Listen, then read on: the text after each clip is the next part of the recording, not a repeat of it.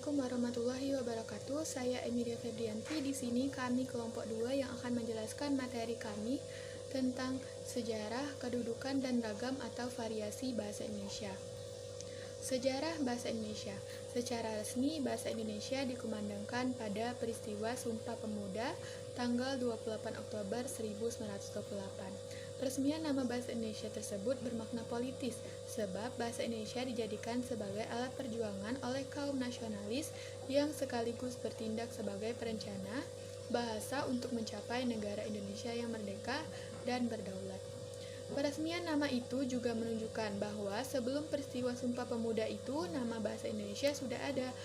Fakta sejarah menunjukkan bahwa sebelum tahun 1928 telah ada gerakan kebangsaan yang menggunakan nama Indonesia, dan dengan sendirinya pada mereka telah ada suatu konsep tentang bahasa Indonesia. Bukti-bukti sejarah bahasa Indonesia.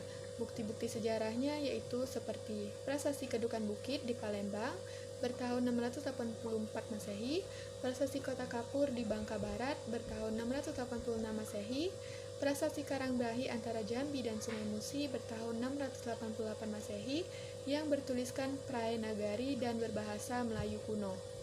Memperkuat dugaan di atas. Selain itu, Prasasti Ganda Suli di Jawa Tengah bertahun 632 Masehi dan Prasasti Bogor yang bertahun 942 Masehi yang berbahasa Melayu kuno juga menunjukkan bahwa prasasti tersebut tidak saja dipakai di Sumatera, tetapi juga dipakai di Jawa. Baiklah, saya Ilmi Desini Febrianti akan melanjutkan penjelasan dari saudara Emilia. Fungsi bahasa Indonesia: 1. Sebagai identitas nasional. 2. Pemersatu masyarakat Indonesia. Dan yang ketiga, kebangsaan bangsa Indonesia. Yang keempat, berkomunikasi masyarakat Indonesia. Sedangkan kedudukan bahasa Indonesia terbagi menjadi 2. 1. Sebagai bahasa nasional. 2. Sebagai bahasa negara. Pengertian ragam bahasa Indonesia. 1. Ragam bahasa Indonesia menurut Beckman 1999. Ragam bahasa adalah variasi bahasa menurut pemakaian yang berbeda-beda, menurut topik yang dibicarakan, menurut pembicaraan, kawan bicara, lawan bicara, dan serta menurut pembicaraan medium. 2. Ragam bahasa menurut Dendi Sugono 1999. Sehubungan dengan pemakaian bahasa Indonesia, timbul 2 masalah pokok, yaitu masalah penggunaan bahasa baku dan tak baku. Sedangkan yang terakhir, ragam bahasa menurut Fishmanet 1968, suatu ragam bahasa, terutama ragam bahasa jurnalistik dan hukum, tidak tertutup kemungkinan untuk menggunakan bentuk kosakata ragam bahasa baku agar dapat menjadi panutan bagi masyarakat pengguna bahasa Indonesia. Baiklah, di sini saya Muhammad Zaki Saputra akan melanjutkan penjelasan dari saudari Ilmi. Ragam bahasa berdasarkan penuturannya. Nah, yang ke-1, ragam dialek atau daerah adalah variasi bahasa yang dipakai oleh kelompok bangsawan tertentu.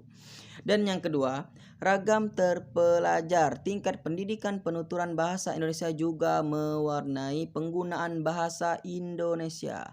Dan yang ketiga, ragam resmi. Ragam resmi adalah bahasa yang digunakan dalam situasi resmi seperti pertemuan-pertemuan, peraturan-peraturan, dan perundang-undangan. Dan yang keempat, yakni ragam tidak resmi.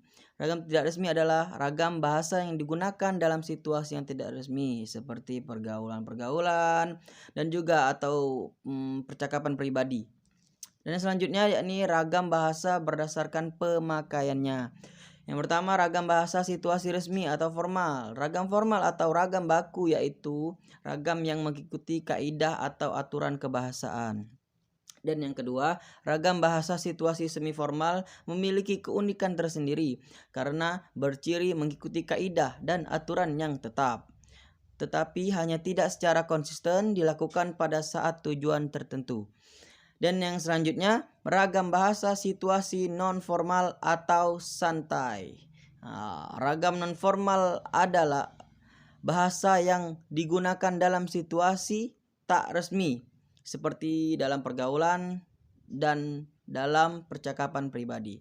Demikianlah penjelasan dari kelompok kami. Saya akhiri. Wassalamualaikum warahmatullahi wabarakatuh.